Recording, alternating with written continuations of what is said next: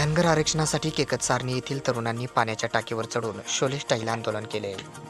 सदरील आंदोलन आज गुरुवार दिनांक 6 जून रोजी सायंकाळी 6 वाजेपर्यंत केले आहे. केज तालुक्यात धनगर आरक्षण प्रश्नी तरुण आक्रमक झाले होते. आज सकाळी 8 वाजल्यापासून ते सायंकाळी 6 वाजेपर्यंत त्यांनी हे आंदोलन केले. केकत सारणी येथील पाण्याच्या टाकीवर चढून शोले स्टाईल आंदोलन सुरू केले.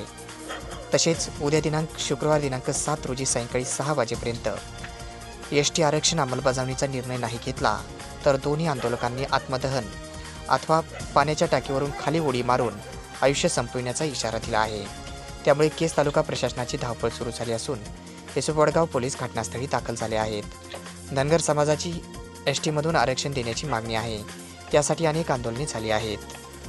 तत्कालीन सरकारने मागणी पूर्ण करण्याचे आश्वासन दिले होते. यामुळे धनगर समाज एसटी आरक्षण अंमलबजावणी मागील काही वर्षापासून रेंगाळत पडली आहे. यामुळे धनगर समाजाचे या मागणीसाठी नेहमीच मोर्चे, उपोषणे, रास्ता रोको अशी विविध आंदोलने सुरू आहेत.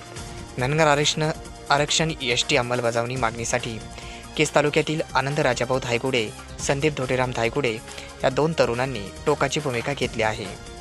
धनगर समाज एसटी आरक्षण अंमलबजावणी ही शुक्रवार दिनांक 7 रोजी सायंकाळी 6 वाजेपर्यंत निर्णय घ्यावा, अन्यथा आम्ही आत्मदहन करू अथवा उडी टाकून आत्महत्या करू अशी देखील इशारा त्यांनी प्रशासनाला दिला आहे.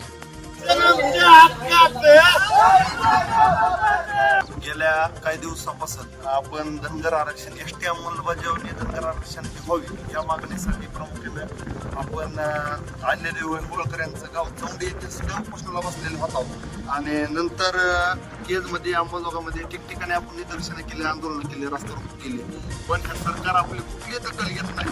त्याच्यामुळे ह्यांनी चिरडून केकत सारणीतून 2 युवक आम्ही संदीपान धायगुडे आणि आनंद धायगुडे 2 युवक आम्ही टाकीवर आज रोजी दिनांक 6/7/2024 रोजी येऊन उभा राहिलेले आहोत. आम्ही उपोषणाला बसणार आहोत, बसलेले आहोत आणि जर उद्या चालला 24 तासामध्ये येत्या प्रशासनानं जाऊनची दखल नाही घेतली तर इथून आम्ही आत्महत्या करू ही सरकारला इशारा देत आहोत. आणि तर बघू काय होईल ती अखेरचा इशारा.